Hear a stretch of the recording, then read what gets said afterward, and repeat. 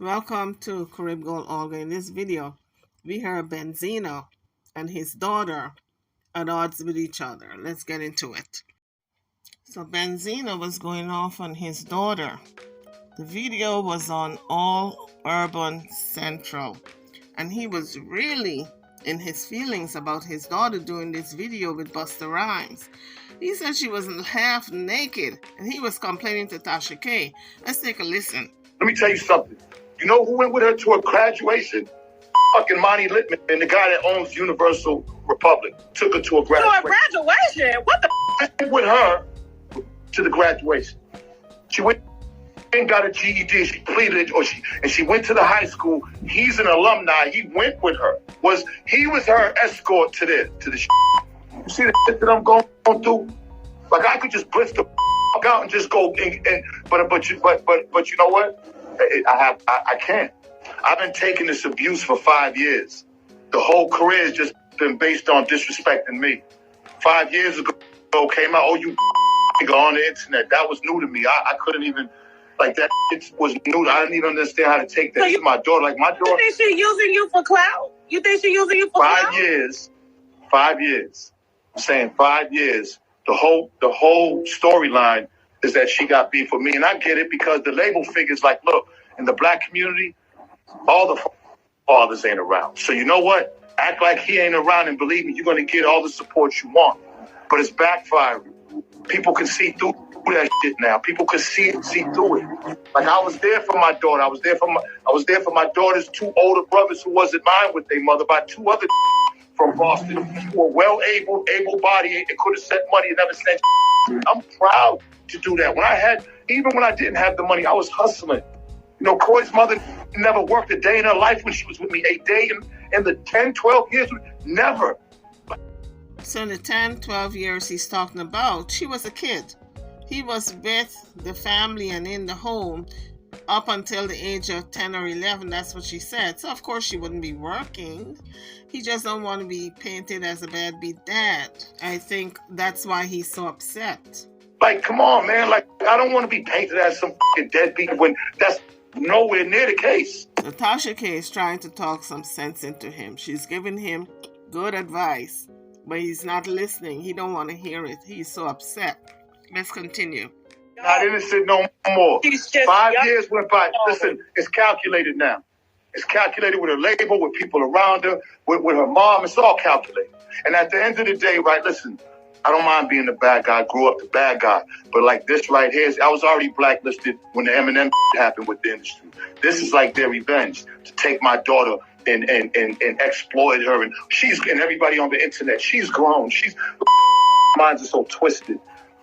So he feels the industry now has set their sights on his daughter to skew her mind, to twist her mind, to use her body, and to put her out there. You know, because he said she was half naked in Busta Rhymes' video. And so he sees the bigger picture, but she can't see the bigger picture. All she sees is the fame. And so he thinks it's being done to get even with him. She's grown. Minds are so twisted. They don't give a if a young girl is on there twerking, showing her pussy, whatever. They don't give a They're grown. They let them do what they want to do. These kids grown back in the day would be 10 years younger. Mentality. I don't want to hear that grown. I don't want to hear that grown shit. Man, the internet is raising our kids. The internet makes them feel like they're on our level of understanding and knowledge. And the internet's ruining everything right in front of our. I'm telling you guys, when it's your own child, then, you know, you can see the bigger picture. But when it's somebody else's child, then you become a participant. Because I'm sure Benzino have done videos with a lot of young ladies who were half naked, but he didn't say anything wrong with it. Now it's his own daughter. Now there's a problem. The chicken is coming home to roost. And that's what happens, guys. When you are exploiting other people's children, you got to think of your own, that you got a daughter that maybe one day she's going to get grown, and maybe, just maybe, somebody's going to use her the same way. You got to be careful what you do with other people's children. Let's continue. I know Angie Martinez doesn't like me. I don't like her either.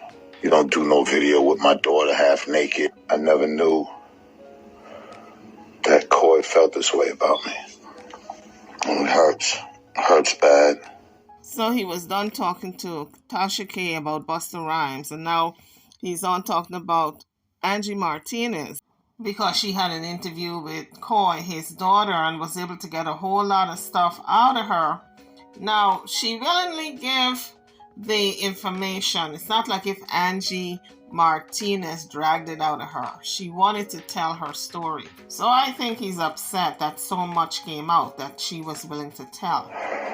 You know, y'all are just seeing the surface of it on the internet, but in real life, it ain't cool. And I guess he's really upset with Busta Rhymes also because Busta could have reached out to him, he said. And what would the conversation be, I wonder? Maybe it would have been something like this. Benzino, I'm thinking of putting your daughter in this video shoot. She's going to be kind of half naked, and then wait for her feedback. Or Benzino, I'm going to be using your daughter in this video, but I'm going to make sure I keep it classy. I'm not going to have her do the things that other young ladies would do in my video. You know, we don't know how this would have went, but he feels hurt that Busta didn't reach out to him, but he feels hurt that his daughter actually did this video twerking and being half naked. I wish it never happened. You know, I know she got nominated for a Grammy, and Lord knows I want her to win it. Now I have 3 boys. Coy's my only girl. So, you know, girls are harder. Boys, you think you have it all figured out because boys, you're looking at them as young men. So it's not that you're, you know, not protective of them, but girls, you're overprotected. I supported Coy want to do music because that's all she's ever been around. She's only been around studios when she was doing music, and I wasn't necessarily with her being half naked on Instagram or talking about certain subjects she did in her music. But, you know, that don't mean that I didn't want her to do music. I thought she was going to go to college. I didn't see her in that light. But she's very successful. I'm proud of her. I know Angie Martinez doesn't like me. I don't like her either. You know what I'm saying? But to sit there and interview my daughter and manipulate the situation, she knew what she was doing. You know, I'm not going to call her any names or anything. That would be the old Zeno. So I'm going to try to keep her respectful, but she was wrong. She's a woman, too, so an older woman, so she should have knew better.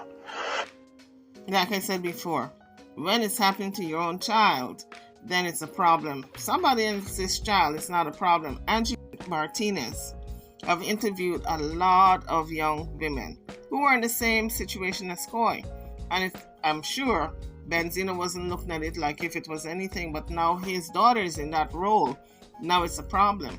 I'm telling you, karma is something, guys. You gotta be careful what you do with other people's children.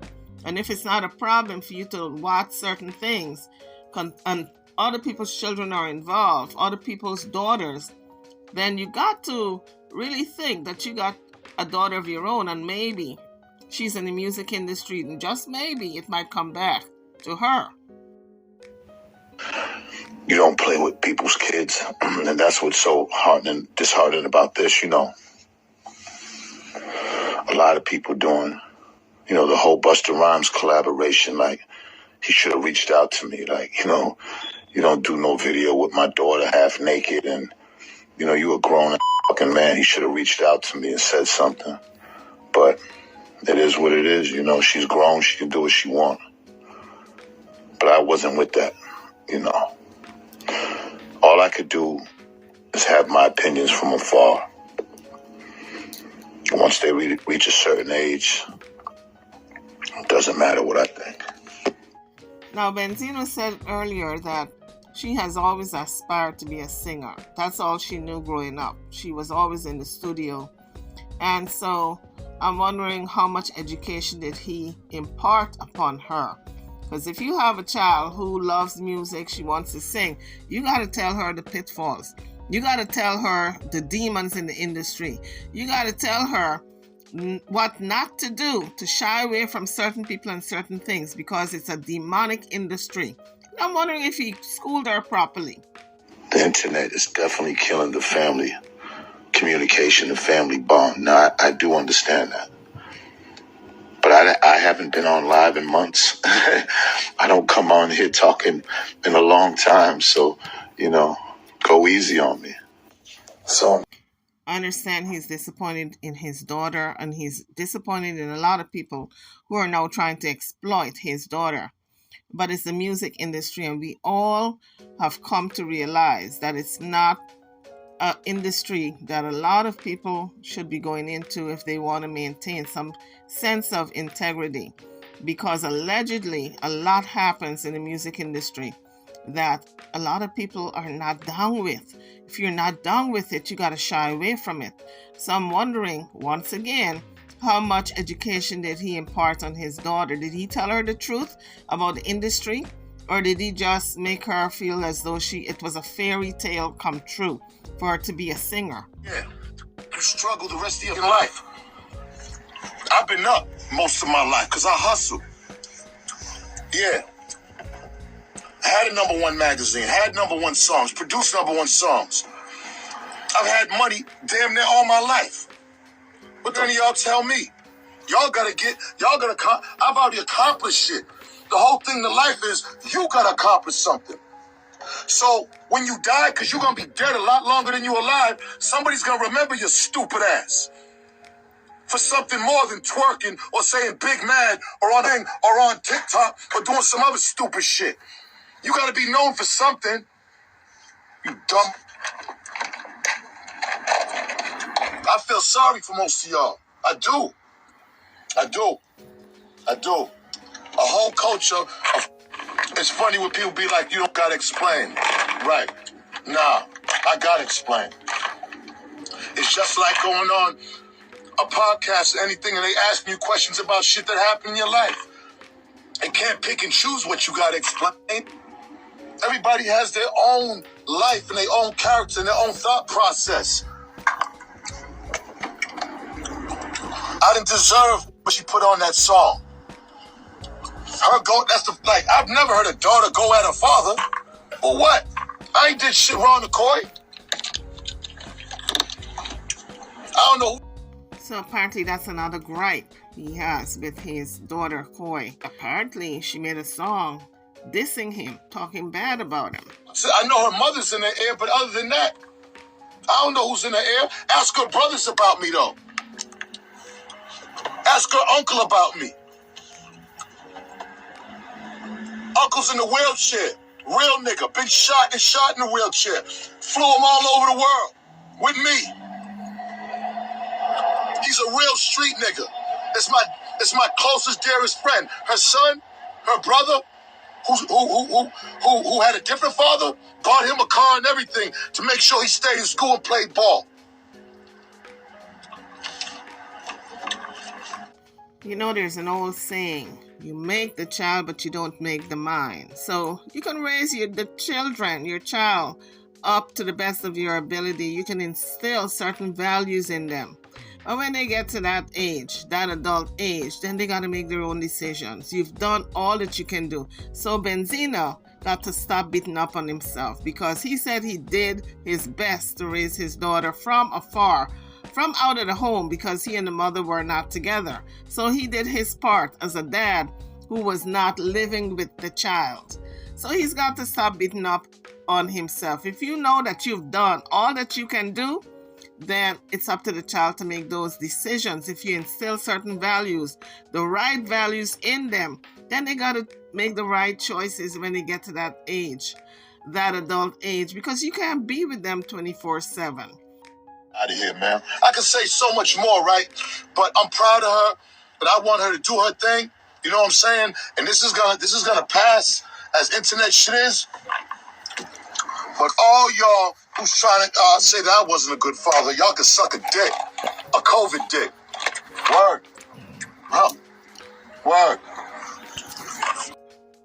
Me, you know nothing about her, but automatically you want to hop on a bandwagon. Because your father ain't there.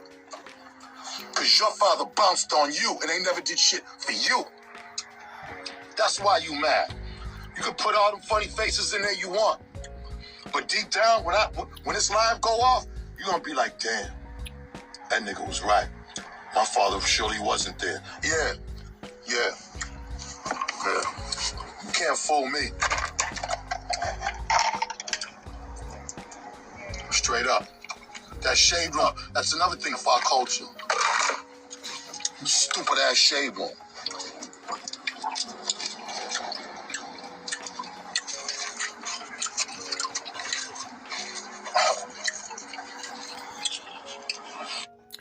So Benzino is in his feelings.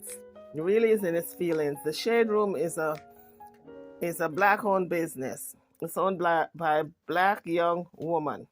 Let's continue. When you're a good father, and later on in life, you get put on the internet for not being a good father, and people come at you with that shit. I don't got time for that shit.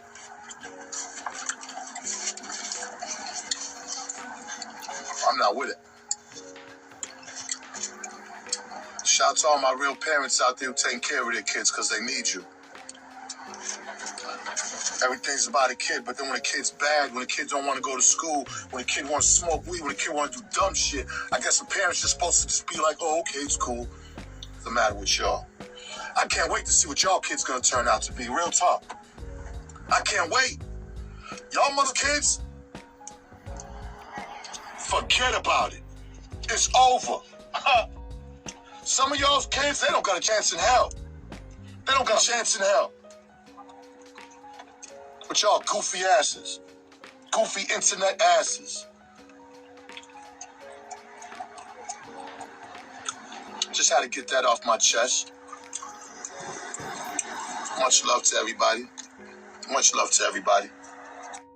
So that's like the third platform he's been on talking about this stuff. He was in his car talking about it. So I don't think he's done talking about it. He's really hurt. He's in his feelings because his daughter, he said he did his best with her and he's really disappointed. I think he's disappointed more than anything else that she talked so bad about him in her video. And then she was with Busta Rhymes, half naked, doing a video twerking. So he's hurt on a lot of different levels, I think. Now, the video started to circulate again in the wake of P. Diddy's, what's going on with him and all these lawsuits.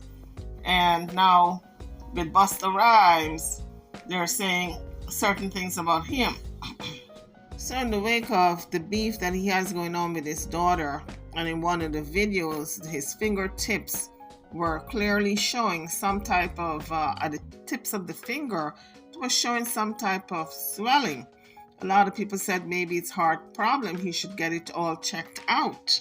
JJ Medicine, the website, put out this video, and also this is a picture that they put out concerning someone who have club fingers. Now I'm going to put up Benzino's fingertips, what it looks like, just to compare his fingertips with the photograph that JJ Medicine put out. Now this is Benzino, and this is what his fingertips look like. Looks like if he's got some clubbing going on.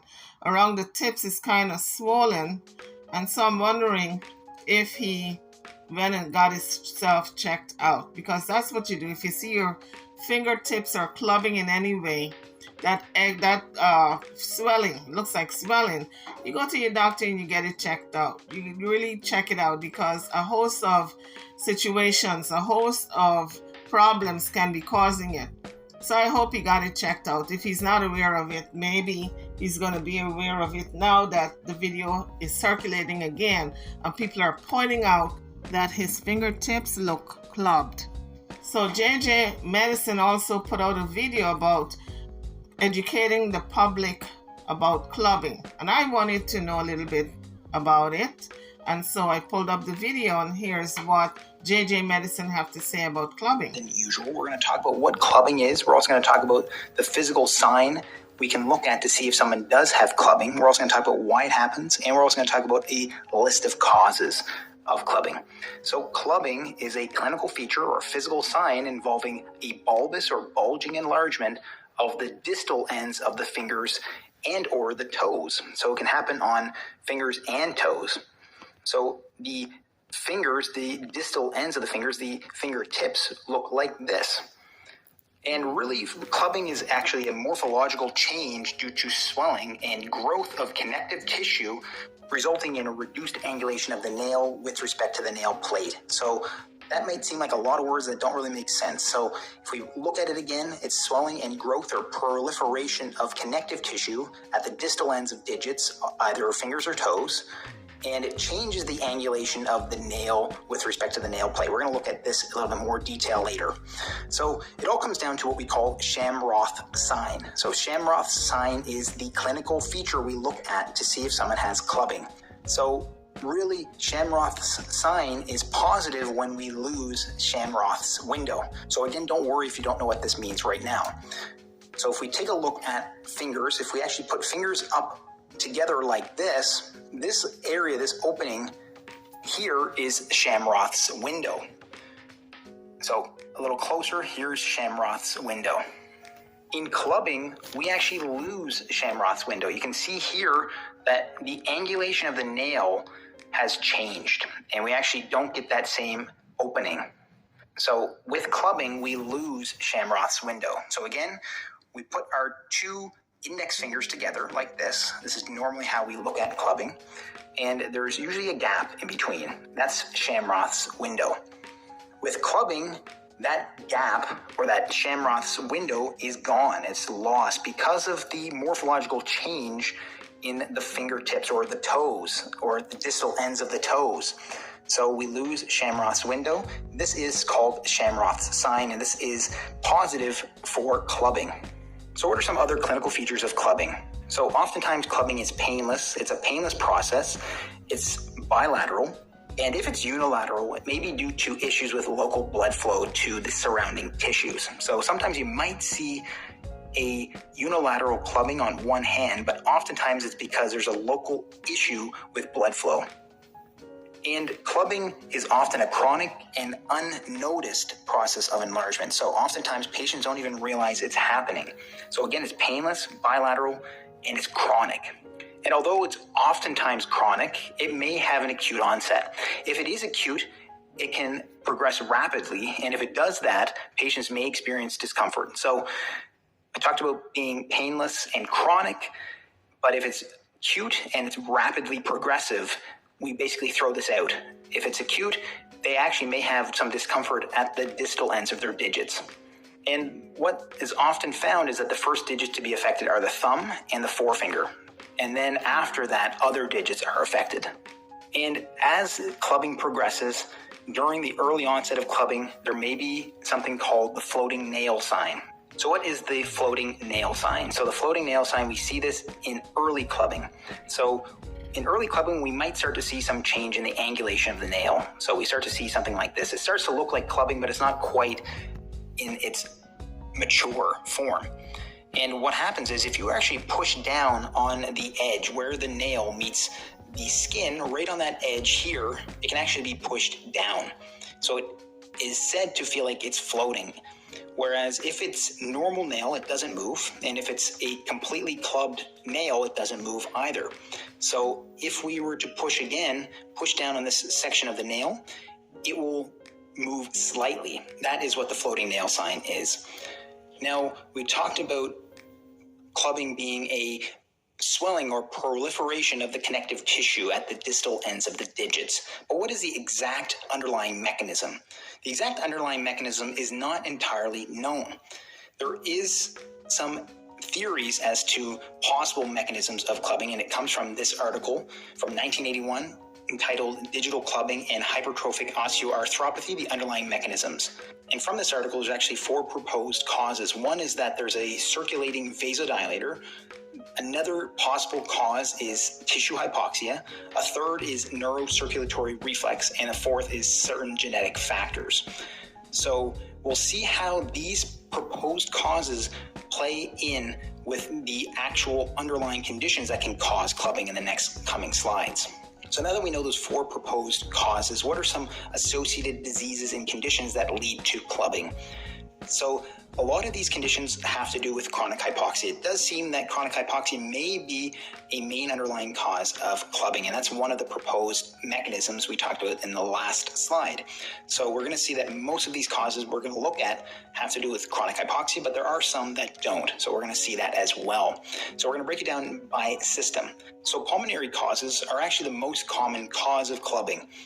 These include lung cancer, cystic fibrosis, interstitial lung disease, empyema, sarcoidosis, and mesothelioma. So these are examples of certain lung conditions that can lead to clubbing. The next category of causes is cardiac causes. So cardiac causes are actually the second most common cause of clubbing. And we see this with congenital heart disease. We see it with infective endocarditis. We see it with cor pulmonale. And we see it with chronic congestive heart failure. So these are some of the other causes of clubbing. So as you can see, these main categories of associated conditions are related to hypoxia and tissue perfusion. So there's some related mechanism here. Now there are some other associated conditions as well. These are in the hepatic category. So conditions involving the liver. So one of them is primary biliary cirrhosis. Another one is amoebic liver abscesses. So literally abscesses in the liver caused by Entamoeba histolytica. You can see this also with hepatic amyloidosis. And the category of gastrointestinal causes include inflammatory bowel disease. So we see this with ulcerative colitis. We can see it with chronic amoebic dysentery. Other causes include hypertrophic osteoarthropathy. And hypertrophic osteoarthropathy is a bit different. I'm going to talk briefly about it because it is slightly different with regards to its presentation. It is actually painful. We talked about it being a painless process, but hypertrophic osteoarthropathy is a painful process. It involves periostitis, and it may be associated with fever and joint effusion as well. And some other causes or other associated conditions with clubbing include thyrotoxicosis, pregnancy, hyperthyroidism, alcohol, chronic myelogenous leukemia, renal carcinoma, hemoglobinopathies, and toxin exposure like exposure to mercury and arsenic. So again, these causes that we're talking about here, and even the causes in the last slide, don't necessarily have to cause clubbing. They are associated with clubbing, but they don't necessarily cause clubbing, or not necessarily always going to be associated with clubbing. So not everybody that has inflammatory bowel disease is going to have clubbing. Not everybody that is pregnant is going to have clubbing. So these are associated conditions, but not necessarily always going to be related to clubbing. Now, there's also hereditary clubbing. So you might find that there's a patient that has no underlying condition that is causing the clubbing, but they still have clubbing. And they also note that their family members also have clubbing. So there is a hereditary cause of clubbing as well. And then there's also idiopathic. We just don't know what is causing it. So idiopathic is essentially something that after we've gone through the list of causes, we still don't know what it is. It is idiopathic. So what is the treatment for clubbing? So clubbing may be a sign of a serious underlying condition. We talked about a lot of serious underlying conditions in the last couple of slides.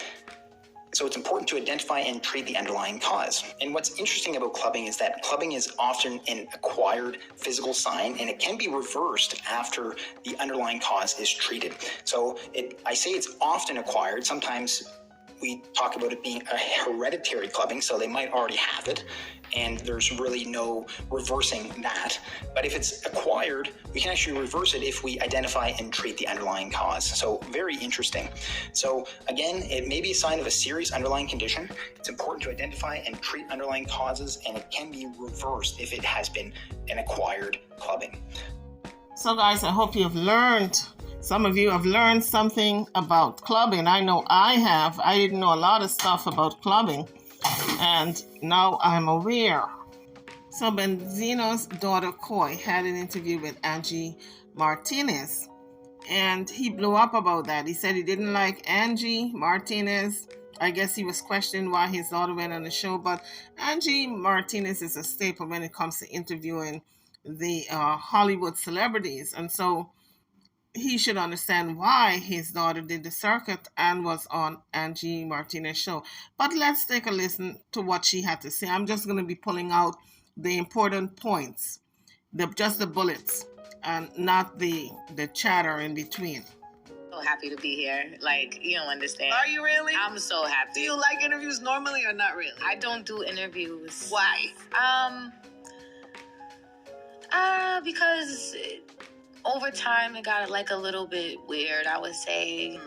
I don't know. I don't like how like the headlines turn into like, it's always some headlines. Story. So you're a young girl, grew up in Jersey, right? Mostly Jersey? Yeah, I was born in Boston, Roxbury, Massachusetts to be specific.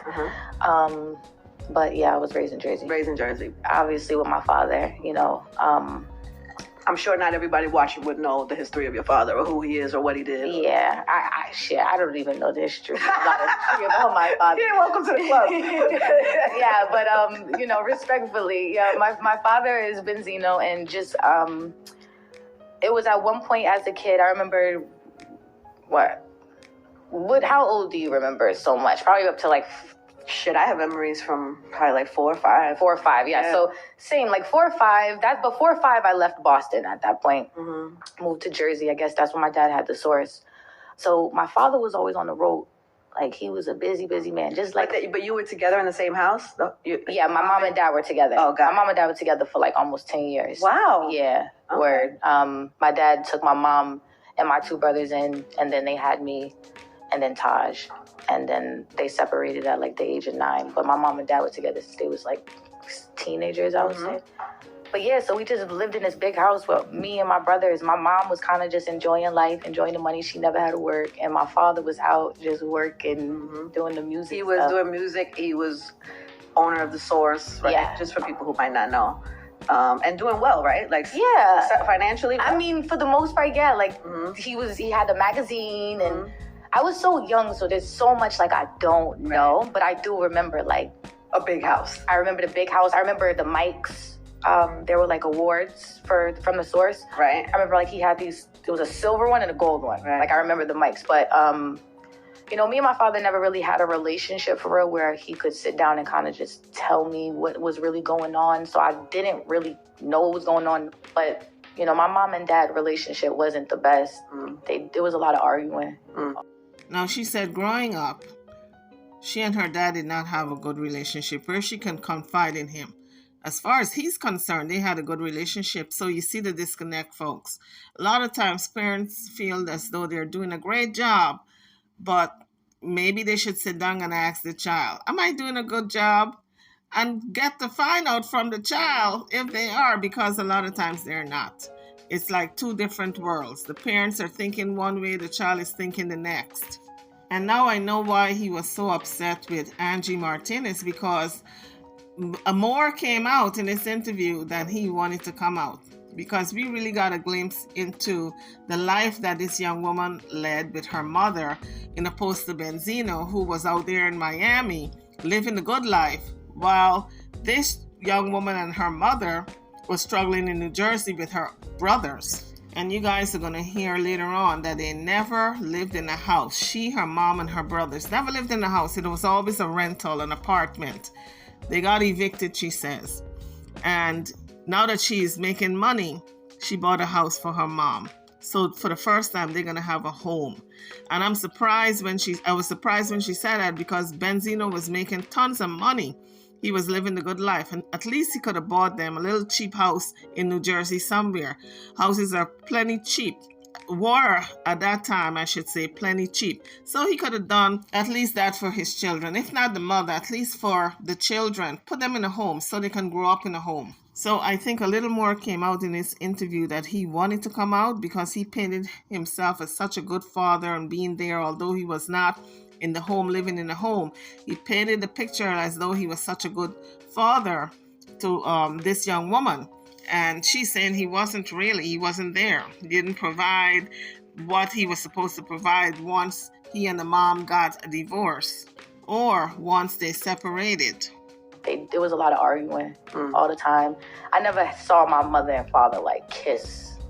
You feel me? Like ever. I probably walked in on them like having sex one time, but like I've never seen them actually. It's like too much. One time is too much. Yeah, it was one time was too much, but like I never really seen them have like this. They weren't like intimate and loving. Intimate, no. Maybe over time, as I got older, it just started growing apart. But I do remember it was just a lot of tension between them. My father was an angry person.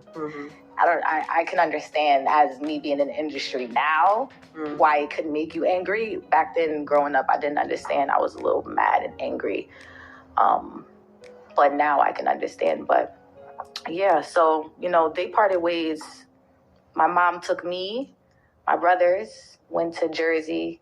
My brother was playing basketball, but he wanted to go to school with Black kids. Like, he told my mom straight, like, we was in a white neighborhood, and he was like, I need to be in the, and be around some kids like me, Ma. Like, this ain't... You don't want to be a token. Nah, like, we ain't adjusted. He definitely wasn't adjusted, because my brother's from Boston. So you moved into a white neighborhood? Yeah, we moved to Upper Saddle River. We was right around the corner from Ja Rule. Yeah, they damn near took care of me too, because I was always at their house. I didn't know that. Hell yeah, they did everything. That's a good family. Hell yeah, That's great a fun family. Brittany was my best friend, Jeff, Jordan. We damn near lived there. So yeah, so they separated. So what was how old were you when they separated? 9. 9. Yeah. Oh, so you really never saw Nah, I ain't saying that. Like, yeah. I saw like a diamond chains. I remember my father smelling mad good. I remember my mother having like 3 bracelets. One was rose gold, silver, and gold, like Pringles, but they was diamonds. I remember shit like that. I remember my father always, like I said, smelling good. He smelled like Sean John Cologne and Listerine. And yeah, he'll walk by you and you'll get a whiff of that. And then also too, my father was one of those people, like, he'll come home and just make you, he wasn't home all day, but like he'll come home and be like, yo, clean this. Like, I don't care. Like, he'll wake you up at 3 a.m. in the middle of your sleep, like, get to cleaning it or whatever. So it was things that I definitely respect that I learned from my father and my mom, but I didn't know the source and just that life. I didn't get to really experience it. My brothers did. Monty and Kwame did, and Ray Ray did, but not me and Taj. Taj was born when it was gone completely. When it was gone, my mom separated. She took us to Hackensack. My dad went to Miami. Yeah. I don't know why. It was just like why he chose Miami. I don't know. It was random. But yeah, we went to Jersey and started a new life at that point. And you're 9-ish, 10? Yeah, 9, 10. That's tough. Yeah. Because you're like, where's the, like, at that age, you're trying to figure out, like, what a family looks like, what are your parents? You're trying to just figure out life still. You might have been smart, but you're still 9 or 10. You're still kind of like trying to take in the world. And so then Hackensack was good? Yeah, Hackensack was cool. I mean, when we moved, the money just disappeared. My mom ain't never worked a job, so I felt like it was hard for her to adjust, after her having that lifestyle for so long. How does that affect you when daddy leaves and you're 9? In retrospect, like now as an adult woman.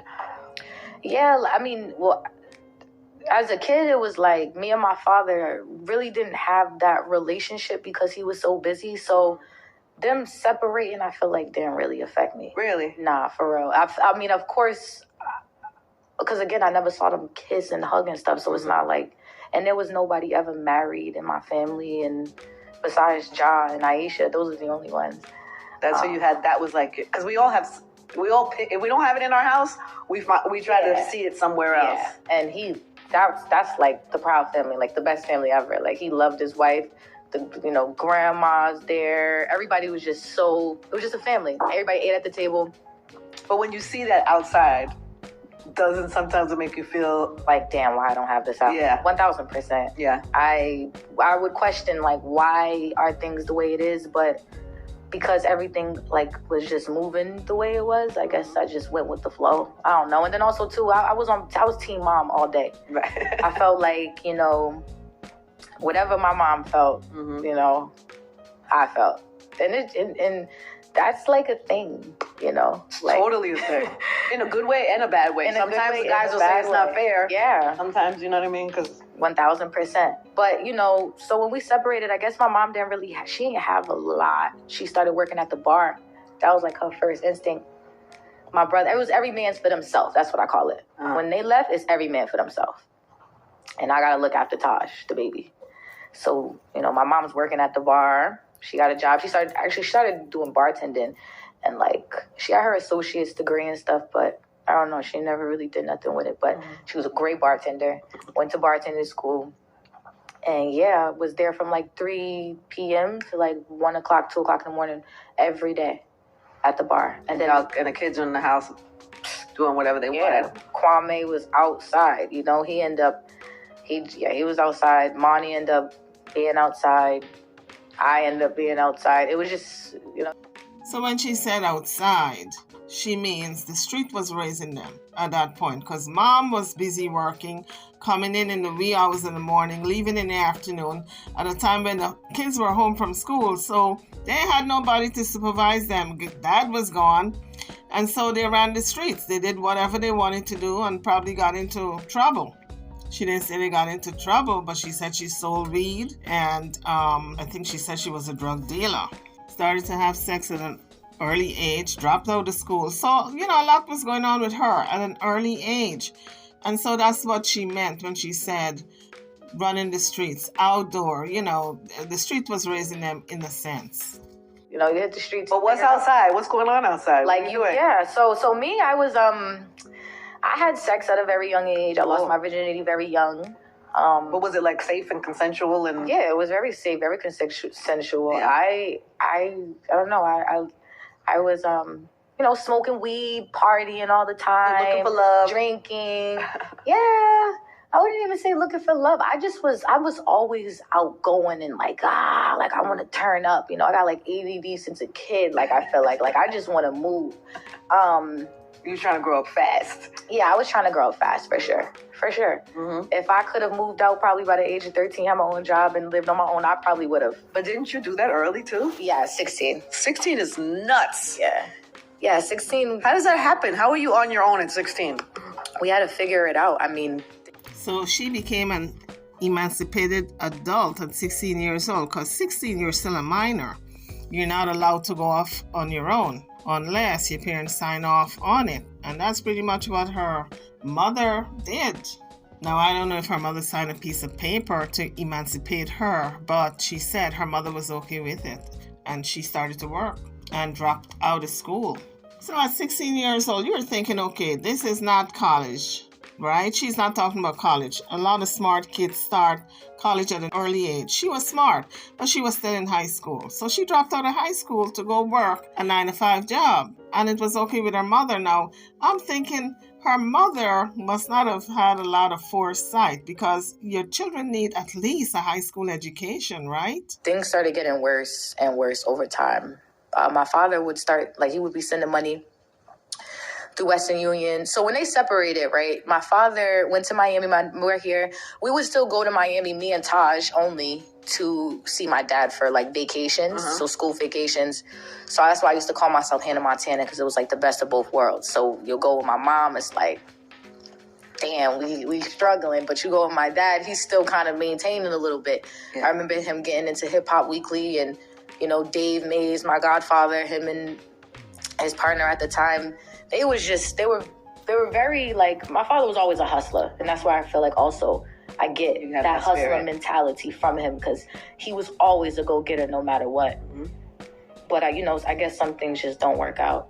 Mm-hmm. And also I realized being in this industry, a lot of stuff is based off relationships. And looking back at it, we had this conversation before. I remember talking about it. He can even admit it. He was angry at one point. I feel like that burnt a lot of bridges in his time. And, what was he angry about? I can't tell you. I wish he would tell me, I feel like now. He might now if he hears you talking about it. Now when, it's been like 2 years since we haven't spoke. We just spoke after like 2 years. So this interview was 3 weeks ago with Angie Martinez, and I'm wondering why she and her father did not speak in 2 years. Wow. Yeah, because like I love my father, but it's a lot of things I don't agree with. And, you know, at the end of the day, like as a person, you have to fix things first within yourself before you try to fix things outside anywhere else. And I'm also that person, you know, I have to heal first and get myself together, and then I can come and sit down and be able to be, you know. But at the end of the day, I love him. He's still my father at the end of the day. What is the thing that separated you? Like, what was the thing that hurt you or that made you? Because I didn't have no answers. Like, why? I'm like, why is all this happening? And I'm like, why are we not? Is anybody saving up for us to go to college? Like, anybody gonna get us a car? Anybody gonna, you know? I guess this is being spoiled, but I'm just, you know, ain't nobody even teaching us. It sounded like if she was mad at Benzino for not preparing them for life because he had the money. The mother didn't have the money, and this is why she was never mad at the mother, because mom was always struggling and she saw it. But with Benzino, whenever she visited him in Miami, he was well-to-do. He was living a life, and they were struggling back in New Jersey. Like, this is like me asking, like, what's next? You know, like, are you going to sit down and tell us what's next? It don't even have to be financially. Just sit down. Like, what do we do for You want like parenting? Yeah, I want guidance. Like, but I had to learn on my own. You know, I had to run the streets and learn on my own. I learned a lot through my friends. I had a lot of older friends, so I learned through them and their experiences and their families and their households. But you know, and I had a lot of resentment because I didn't understand on how, like, and my mom played a big part in it too, because I would say she would be in the middle, us being kids, her being the parent. You know, you be in the middle. Feel me, the money got to go through her. Sometimes, you feel me, the decisions got to still go through her. She might not be feeling the right, I don't know, you know. Yeah. You know how they had their own issues. They had their own issues, and it definitely came on to us, because I know my mother, like, this is growing up, I hated this. My mother used to be like, yo, you act like your father, and my father used to be like, you act just like your mother. And I feel like they hated each other so much. So I'm like, yo, why do you keep comparing me to someone that you, like, don't like so bad? Like, what the hell? And I was so confused. So it made me, like, say, fuck it. Like, I'm gonna just do what I want. What, y'all don't care, you know? All y'all care is about whatever y'all going through. And clearly, but my mother was my biggest supporter always. Like, since a J, I could tell her anything. You feel me? Whether when I had sex for the first time or whenever. When you were 14? Hell yeah, I told her. I told my mom everything because she needed to know. How does that happen? How does that go? Like, do you be like, Ma, I got something to tell you, or you just blurt it out, or? Yeah, I got something to tell you. Like, yo, I want to talk to you about something. Like, I'm just something on my mind. Like, I gotta say it. I'm like always been, my family's so funny. So I'll probably be like, yo, I gotta talk to you, and like I'll be nervous. I'll start panicking, and then she sees it, and then she just be like, she always made it a safe place.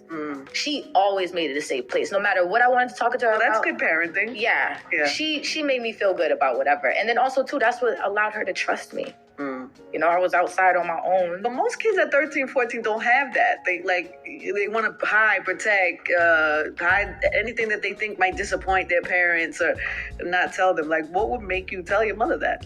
I mean, again, you know, we had a really good relationship. I felt like because she couldn't give us, you know, things financially, she was just really to be there for you as a parent, as a best friend, you know, as that older sister. For me, you know, I'm the only girl. I was raised by all these boys, so our connection was just deep, you know, and still to this day it is. My mother will go to war for me, and I'll go to war for her.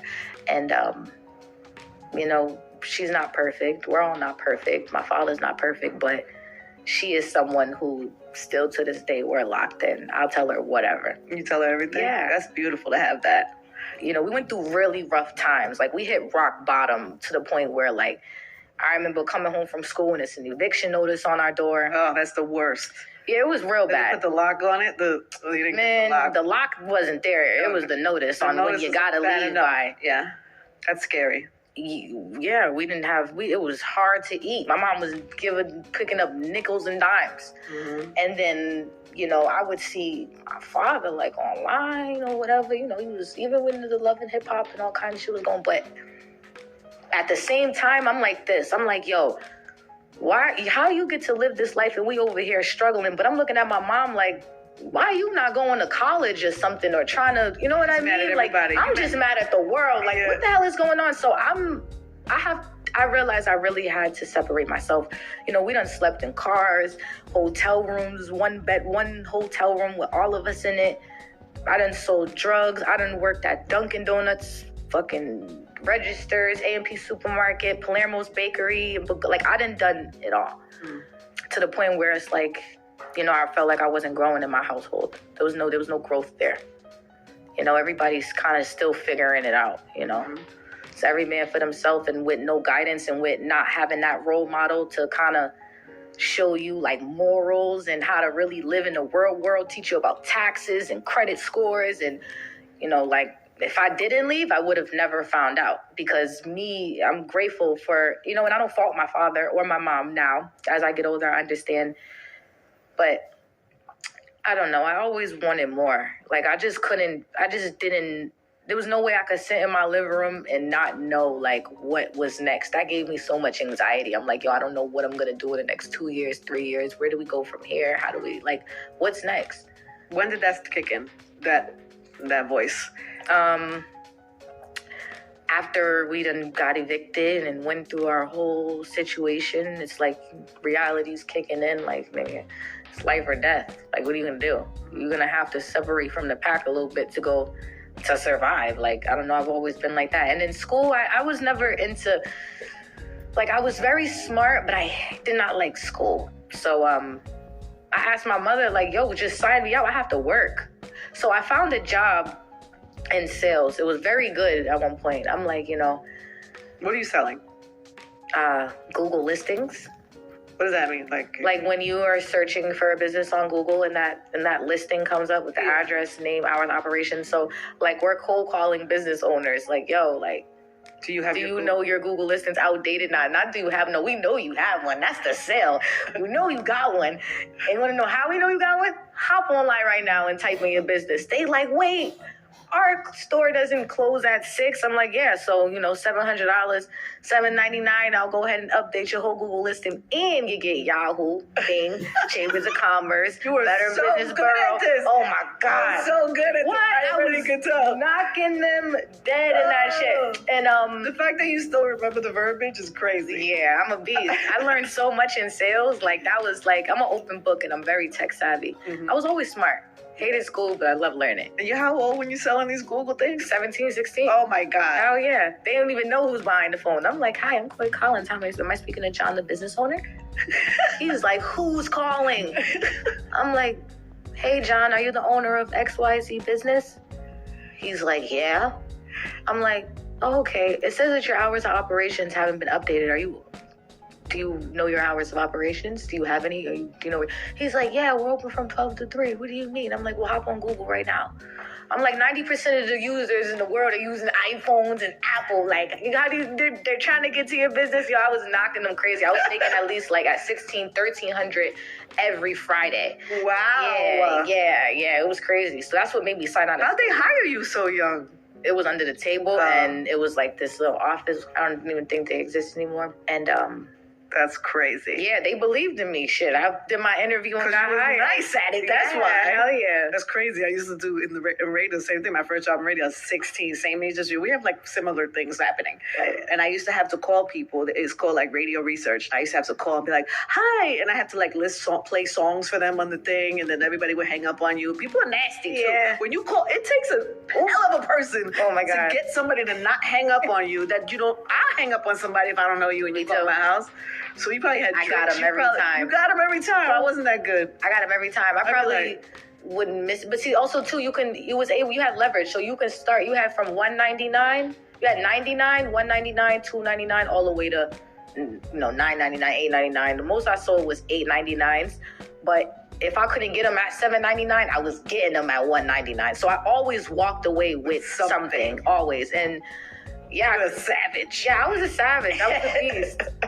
But the hours were from 9 to 5. It was a regular 9 to 5. I couldn't go to school and do it. But I was making like so much money at that point, and I couldn't do those last 3 hours. Like, I was making that. There was no way. I'm like, yo, I gotta go to the full time. So I told my mom, I'm like, yo, I need you to sign me out of high school. Like, please.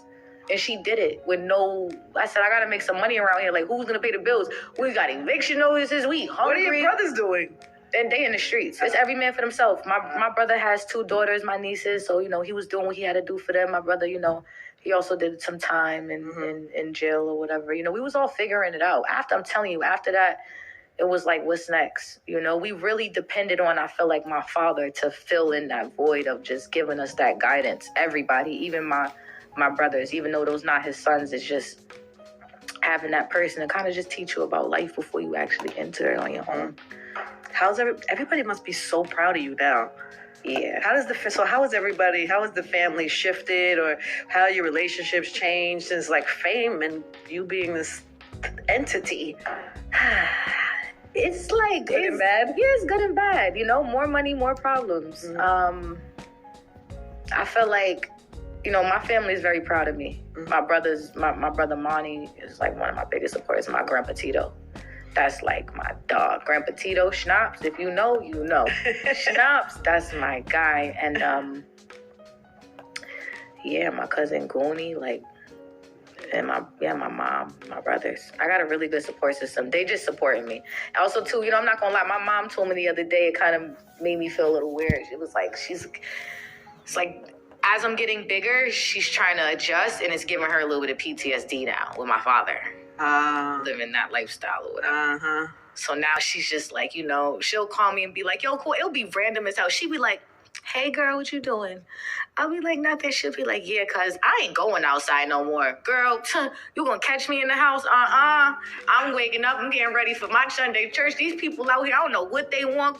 I'm just like, where is this coming from? But this is the energy she's getting from the universe. Like, she's out there and now she's feeling, people are treating her different. People are acting funny towards her. People are saying certain things, and she notices a lot of different things. So I'm just like,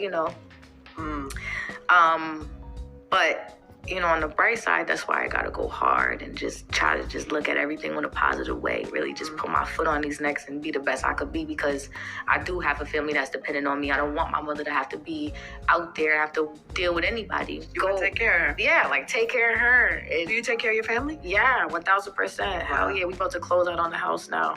Wow, that must feel amazing. It feels so good.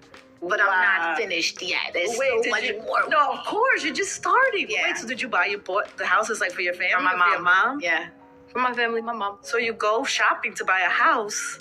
That has to be. Whew, it's so much. So that was something that I'm learning and that I was going through. It was such a headache. And you have to, make sure once you buy a house, for all the kids out there, young adults, when you purchase a home, make sure you really understand real estate and get you somebody that can guide you through that. Luckily, Adam, my business manager, he's amazing.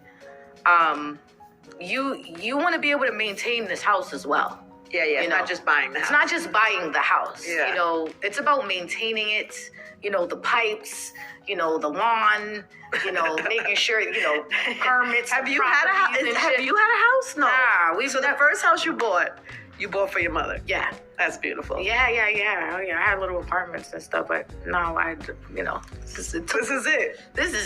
Oh, she must be so proud. Yeah. But it's interesting what you said about it bringing up PTSD, because I always think even that little girl in you who was wanting for something is probably part of what drives you. It's probably part of what makes you so ambitious and driven, is because you're trying to fill that hole of something maybe that you didn't have as a kid. Yeah. But also, our parents, even though we like to put them on a pedestal and we think they should have had it all figured out, we realize they're like humans and we're going through trauma and going through shit also at the same time. Right. And so she probably was going through some trauma that's coming up for her now. Well, like you said, that's interesting to me. Yeah. What does she have? Fearful of you? I feel like she she's she doesn't want this life to I feel like it's fear. I do. I feel like she doesn't want this life to really consume you. Yeah, or make you angry. Yeah, because she's one of those if it really affects you in a bad way, walk away from it. And I'm there's no way I'm walking away from it. Ever. It will consume I'm me. it will fucking consume me, and I'm just gonna be am to like figure it out. But she like, blame that on her relationship not working is like this life and this business. I just feel like she's dealt with so much with my father. She Yeah. always says she's seen so much. How does your father deal with the success? Because that's got to be triggering for him in a lot of ways too. Triggering, or maybe he's just proud, or maybe like, I don't know. You know, at first it was rocky because I felt like he couldn't handle my success. I felt like it did come from an envious place, which is okay because he's human and it's fine. But I felt like, you know, he still wants, like, he's one of those people that feels like, yo, like, I still have a story to tell. You know, I still feel like something, I have to say something. Like, no, he's like, I have to say something. Like, he's one of those people like, let me at him. The same way you just said that no matter what happens in this business, Yeah, you're not going to let it go. Right, but you Same know, type of thing. it is. You know, it's crazy because I have a song called Man's World on my album. It's literally, it is about my father. And I actually speak about how, you know, one of the lyrics is, hate to admit it, I'm just like you. And it's facts, you know, but I'm able to learn and I'm a better version because, like I said, relationships go a long way. You know, and being a good person, like, this is how, like, I want, this is all I want. Like, I want to be the biggest. So What do you want? I want to be an icon. Like how Little Kim's an icon and how, like, Alicia Keys is an icon, or Lady Gaga, or Madonna, and, you know, Drake, and Jay-Z, Beyonce, Rihanna. Like, I want to be an icon. Like Angie Martinez. I want to be an icon. I want to be a career artist, like a real, like have a full, Like, this is iconic to me. Like, I felt like this is needed to happen because this is iconic, you know, because of the work that you put in, the knowledge that you have, and just who you are. And then you never change. You always stay true to yourself. Like I said, and then also too, we're both from the East Coast. So, like, you know, everybody, and I'm not even gonna lie, people in the industry, there's not one bad thing ever said. The only thing is, like, Angie, don't play that shit. Is that what they say? Yeah, like, she just don't play. She just don't take no shit. But there's never nothing ever. Like, you know, people talk. But that's the only thing. It's like, Angie don't play. Like, she's one of them. Like, you feel me? You don't get on. That's funny. You don't fuck with her. Is that true? Facts. She said facts. Yeah. I love that. Yeah, you know what it is? I'm like, that's why I say we have a lot of stuff in common too, because I was super driven like you, came from my mom, single mom, same shit. I have a big family like you, but same thing. I was driven, so got this opportunity. I found a career, and it's just like when you're like what you're talking about, when you have this like vision for yourself, with all the noise and all the distractions and all the shit that you could, like I said, it could go either way. Same circumstances, another girl could lay down and not get up. And you know, it's like, if you find something that's over there and you got that vision, at all times there's people trying to get you off track. And so it's important that you standing firm in who you are, what you want, what you see.